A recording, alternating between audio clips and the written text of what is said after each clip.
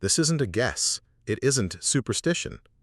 The Maya left clues in the way they buried their dead, painted their gods, and told their myths. They built entire cities based on spiritual rules. They performed rituals not to bless, but to protect, to stop, and to keep something out. Something dangerous. At first glance, their belief system looks beautiful. Temples pointed to the stars. Gods of maize and rain brought food and water. Kings were said to talk with the heavens. But when you look closer, you find something darker carved under the surface. Spirits that fed on fear. Lords that ruled the dead. Rituals not of joy, but of blood. One of the oldest Maya stories ever recorded speaks of a place called Xibalba, a shadow world ruled by death gods who laughed at human pain. This wasn't a moral warning. It was a map. The Maya believed this place was real. It had names, doors, rulers, and punishments. And those rulers were watching. It wasn't just Xibalba. Maya life was full of spirits. Some brought blessings, others punished mistakes. Many were unpredictable. They caused illness, storms, stillbirths. They twisted fate, ruined crops, and silenced children in their sleep. These weren't just ghosts. There were gods with sharp edges. They weren't evil in the way we define it, but they were feared. They demanded offerings. And when something went wrong, people looked to them for the cause. Maya priests didn't try to fight these spirits. They tried to keep balance between the worlds. If that balance broke, the spirits could cross over. That's when crops failed. That's when illness spread. That's when people disappeared without a trace. So, the Maya made rules, built altars, burned incense, sacrificed animals, sometimes humans. Every ritual had a purpose. Most weren't about worship.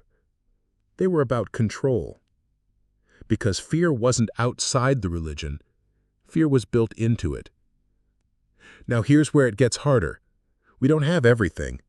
Most Maya texts were burned during the Spanish invasion. Only 4 books survived. But we do have oral stories, carvings, murals, and codices. They all point in one direction. The Maya believed the world was alive, with power, with spirits, with consequences. And some of those spirits wanted to harm. But the most shocking truth isn't that the Maya believed in evil spirits. It's that they believed you could make a mistake and invite one into your life without knowing it. Say the wrong words. Forget an offering. Break a ritual. That's all it took. So yes, the question won't die. Because the Maya didn't just fear spirits. They built a world around them. You live in a modern world. Electricity, medicine, science. So why does it matter if the Maya believed in evil spirits? Because that belief wasn't just personal, it shaped how they built cities, treated illness, fought enemies, and trusted leaders. It guided how they punished crimes. It explained misfortune, war, drought, and death. When something went wrong, they didn't ask what happened. They asked who crossed the spirit world. That thinking changed everything. A bad harvest wasn't just about soil. It was spiritual punishment. A sudden fever? Spirit intrusion. A dying child? A broken ritual. These weren't just guesses. They were answers. And those answers decided what to do next, who to blame, who to sacrifice, and how to restore order. Rulers took advantage of this fear. They claimed they could talk to spirits, control them, bargain with them, keep the bad ones away. In return, the people gave them power, food, blood, and loyalty. This wasn't religion as we know it. It was politics powered by belief. The story matters today because the idea of evil spirits still lingers in Maya communities. In rural Guatemala, Chiapas, and Belize, there are families who still burn incense to clear sickness. They still fear dark winds and cursed rivers. They still call on shamans to remove spiritual blockages. They don't use the word Xibalba, but they don't need to. The fear is older than language. And here's the twist. Most people think these beliefs vanished with the temples. They didn't. They simply went underground, hidden behind Catholic prayers and saint statues. In some towns, the same person might go to church and visit a healer in the same day, one to pray, the other to remove a spirit. And here's where it gets even more complicated. When archaeologists uncover Maya altars or tombs, they often find signs of protection. Obsidian blades, burned incense, carved faces. These weren't for decoration. They were warnings. They were shields. Because the dead could return, and the spirits could follow. So why does this story matter? Because fear of evil spirits once shaped a civilization, and in some places, it still does. You won't find that in the tourist brochures, but it's there. Waiting in the corners of old villages and deep jungles, waiting in the symbols, waiting in the stories grandparents don't tell outsiders, waiting in the places where science ends and something older begins. To understand Maya beliefs, you have to forget how most people today divide the world. There was no single god, no devil, no heaven or hell. There were layers. The Maya believed the universe had three major parts: the upper world, home of sky gods, ancestors, and celestial beings; the middle world, where people, animals, and plants lived; the underworld, known as Xibalba, filled with shadow, disease, and death. Each layer had its own spirits. Some protected, some punished. All had rules. But here's what made the Maya view different. These worlds weren't closed off. They were connected. They influenced each other daily. A spirit from the underworld could pass into the middle world. A god from the sky could descend into caves. Spirits moved through dreams, storms, illnesses, and signs. That meant your actions mattered in all directions. Cut down a sacred tree? That might anger an earth spirit. Miss a ritual? That might invite an underworld lord. Forget your ancestors? They might stop protecting your home. Every step had weight. Every word had power. Every ceremony was a shield. Now pause. Imagine living in a world where your health, crops, children, and safety depended not just on farming or medicine, but on spirits you couldn't see. That was Maya reality. And this belief wasn't hidden or private. It was built into public life. Temples were aligned with sacred caves. Pyramids pointed to stars believed to be spirit paths. City layouts followed cosmic order to keep the balance strong. It wasn't just art. It was protection. And the risk of getting it wrong was high.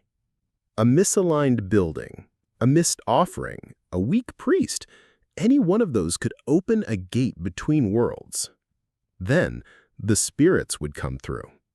Some to warn, others to hurt, and the ones from Xibalba, they never came to help. That's the world the Maya lived in, a world where spirit danger wasn't rare, it was daily. And if you didn't believe in it, you didn't survive long. They didn't wear crowns, they didn't ride horses, but they ruled with fear. The Maya called them the Lords of Xibalba, rulers of the underworld. They were not spirits of peace. They were masters of pain, decay, fear, and death. And they had names the living were afraid to say. The Popol Vuh, one of the oldest surviving Maya texts, tells us who they were. There were 12 of them. Each one ruled over a specific form of human suffering. Here are a few. 1 death and 7 death. They were the highest, the leaders of the shadow realm.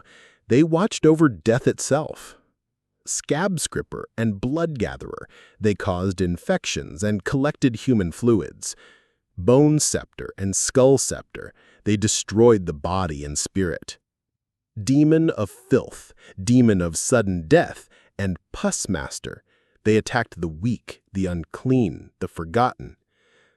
Each had a role, none were kind. They lived in a twisted version of the human world. Their Xibalba had deadly houses, house of darkness, house of knives, house of jaguars, and more. Each one was a trap, a test, a punishment. To enter Xibalba was to face humiliation, pain, and destruction. But the most frightening part? These lords weren't just in the afterlife. They reached into the living world. They caused illness. They brought disaster. They sent dreams that drained your soul. If you dishonored the gods or failed a ritual, you gave these lords a way in. That's why the Maya feared mistakes, because every failure could be seen as an invitation. And there's something else. The Popol Vuh tells of two heroes, Hunahpu and Xbalanque, who traveled to Xibalba to face the Death Lords. It wasn't just an adventure story. It was a warning. The lords tricked, they lied, they mocked, and they killed. In the end, the heroes outwitted them. But the message stayed clear. You don't fight the lords of Xibalba with strength. You fight them with knowledge, caution, and ritual. That's how Maya priests kept the danger at bay. That's how kings showed their power. They weren't just ruling cities. They were holding the gates shut. One wrong move, and the lords might come through. And once they did, no one was safe. The lords of Xibalba were feared, but not in the same way by everyone. Across the Maya world, beliefs were not fully united. The Maya had many cities, languages, and kingdoms. What one region saw as terrifying, another saw as necessary. What one priest feared, another praised. That's why the story gets more complex here. Some Maya people respected the Death Lords. Others feared them. Some treated them as judges. Others called them demons, and in a few areas, they were worshipped, not avoided. To many, the lords were part of the balance. They punished those who broke cosmic order. They brought justice to people who ignored the gods. Their power kept people in line. Without fear, there was chaos. But for the average Maya villager, the fear was raw. If your child got sick, you didn't ask about bacteria. You asked which spirit was angry. If your crops failed, you asked which offering failed. Death wasn't random. It had a name, a cause, and sometimes a face. Healers and diviners helped the people understand which spirit caused the problem. Then came the rituals. Some were peaceful, others were violent. The goal was always the same: stop the spirit before it destroyed more. Now consider the kings. They didn't just fear these spirits, they claimed to command them. Maya kings performed bloodletting rituals to speak with the gods and spirits. They cut their own skin to show respect. They burned blood-soaked paper to open the spirit world. They said they could communicate with both sky gods and underworld lords.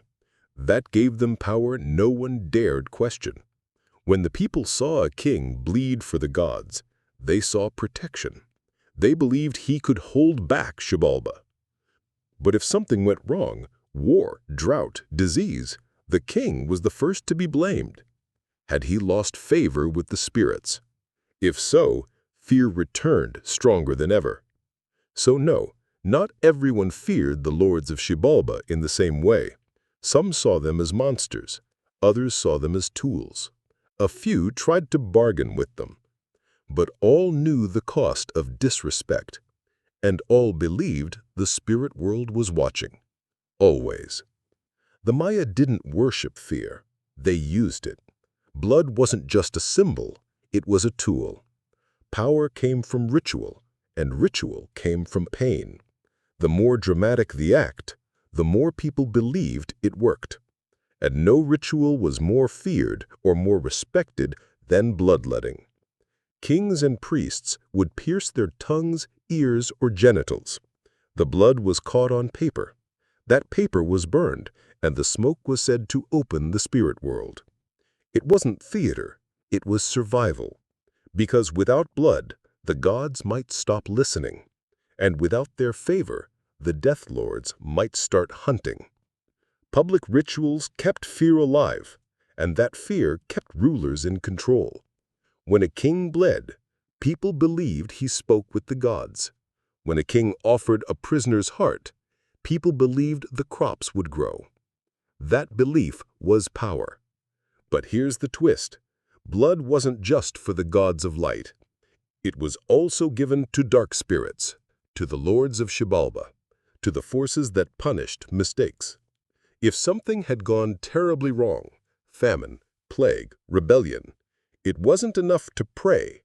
You had to sacrifice. Sometimes animals, sometimes humans. Captives from war were the most common victims. The Maya believed their blood fed the spirits that kept balance, not out of cruelty, but out of fear. If the balance tipped, the spirit world could break loose. One wrong choice, one forgotten offering, one weak king. That's all it took. The fear of evil spirits wasn't just a personal belief. It was a public system of control. Rulers didn't just lead cities. They claimed to hold the gates of Xibalba closed. And if the people stopped believing that, the whole system would collapse. So blood was never optional. It was the price of power and the cost of fear.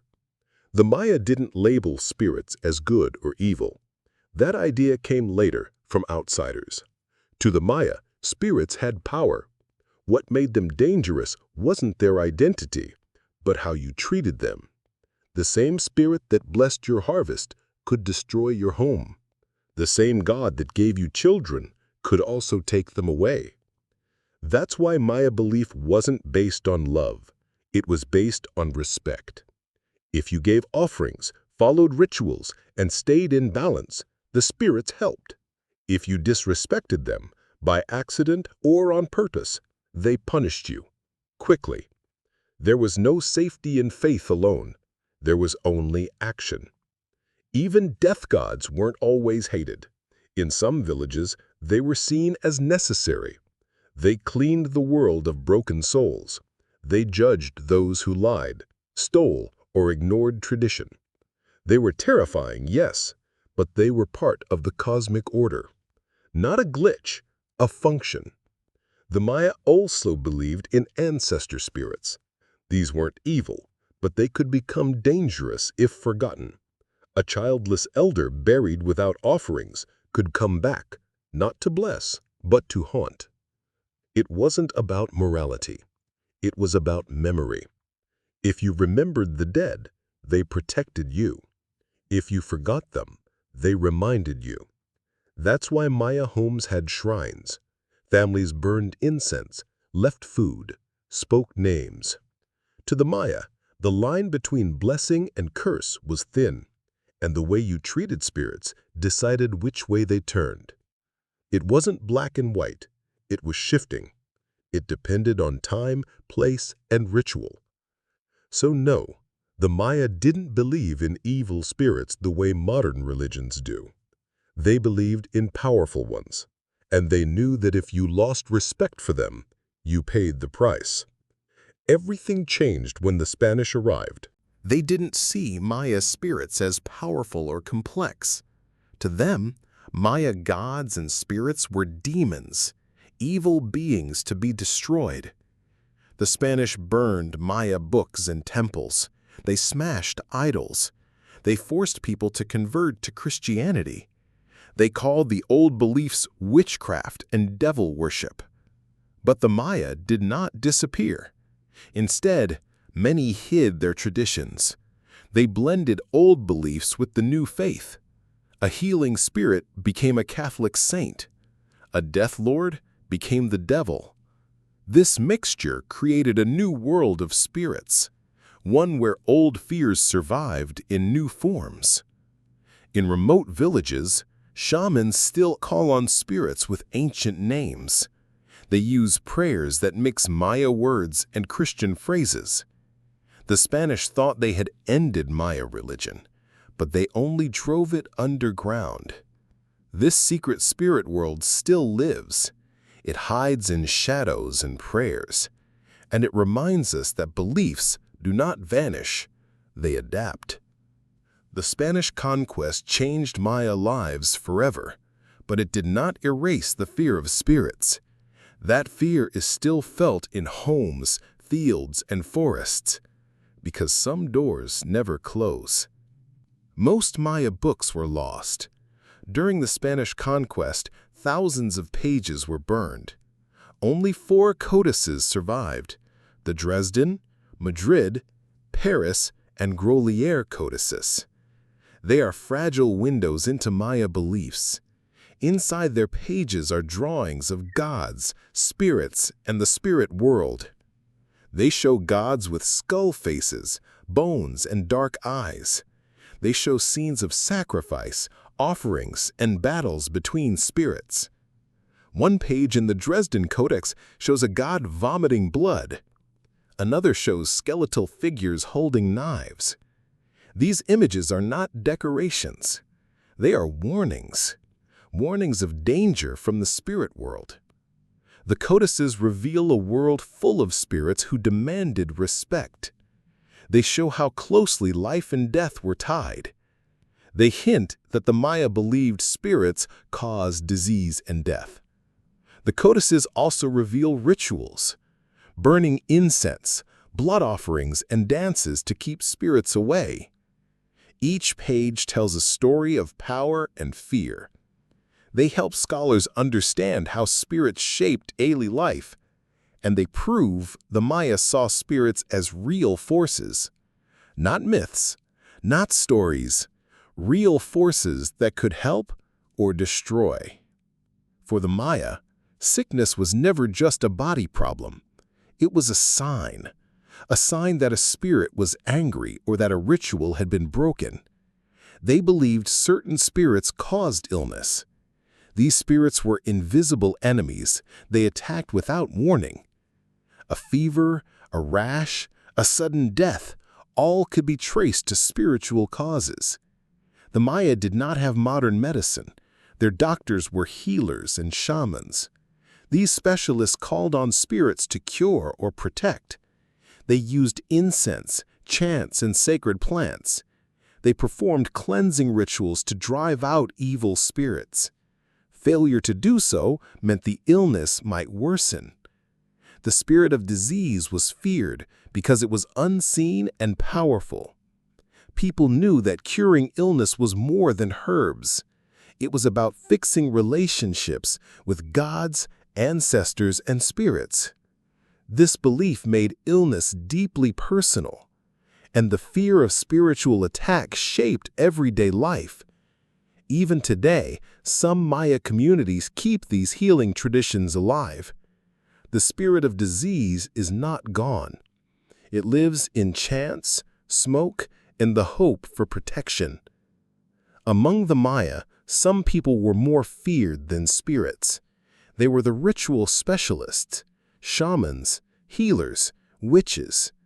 These individuals held great power and great suspicion. Some were trusted to heal illness and protect families. Others were accused of causing harm through magic. One of the most feared powers was the ability to transform into a jaguar. The jaguar was a symbol of strength, night, and mystery. People believed certain shamans could change their form to hunt enemies or spy on rivals. This shape-shifting was both feared and respected. But accusations of witchcraft could be deadly. If someone's child died or crops failed, neighbors might blame a witch. Maya law had harsh punishments for those thought to use spirits for harm. These fears kept communities watchful. The witch was both protector and threat, a reminder that the spirit world could be accessed and twisted, and that power could be dangerous in the wrong hands. Though centuries have passed, The spirit world the Maya knew did not vanish. In remote villages of Guatemala, Chiapas, and Belize, the old ways still breathe beneath the surface. Shamans wear masks during ceremonies to become spirits. They chant ancient words passed down for generations. They call on beings from the old pantheon, whispering names that stretch back 1,000 years. These rituals are hidden from outsiders, protected by silence. Some places are avoided, known as cursed or dangerous. People won't say the names of spirits aloud. They still fear Xibalba. Though they practice Catholic prayers, their hearts hold older beliefs. This blend of faiths is a living testament. It shows how the Maya spirit world adapts and endures. And it reminds us that some doors to the spirit realm never fully close. The fear, the respect, the power, still alive, waiting in the shadows of ruins and rainforests. The question echoes through history. Did the Maya believe in evil spirits? The answer is yes, but with layers of meaning. The Maya believed in spirits with real power. Some were gods, some were ancestors, some were dangerous forces. They didn't use the word evil as we do, but they feared these beings deeply. They blamed spirits for war, illness, death, and disaster. They named these spirits. They honored them. They feared inviting them. The spirit world was not a myth. It was a living presence in their daily lives, a presence that shaped laws, rituals, politics, and survival. Maya kings claimed power by controlling these spirits. Priests protected cities by keeping balance. The people lived with fear of spirits' wrath. That fear was part of their world. It made their lives fragile and sacred. It made them cautious. And it made their civilization both powerful and vulnerable. Around 800 to 900 AD, Maya civilization faced a crisis. Cities were abandoned. Temples were left unfinished. The rulers lost their grip. The rituals seemed to fail. The balance with the spirit world broke. People stopped believing the kings could protect them from the lords of Xibalba. This loss of faith was deadly. Without trust in rituals and rulers, fear grew. The spirit world, once controlled, became uncontrollable. Drought, war, and disease spread. Some believe this crisis helped cause the classic Maya collapse. The turning point was not just political or environmental, it was spiritual. The old system of fear, power, and control began to crumble. And with it, the Maya world changed forever. The great cities fell silent. The temples stopped echoing with chants. The kings no longer claimed the power to hold back the spirits. But the fear did not disappear. It lingered in the ruins. It whispered in the jungle winds. And it lives on in the hearts of Maya descendants. Scholars today continue to study ancient texts and ruins. They uncover secrets about the spirits and rituals that shaped the Maya world. This research reveals a civilization deeply connected to the unseen, a civilization where belief in spirits was not superstition, but survival. The door to Xibalba may have closed, but its echo is far from silent.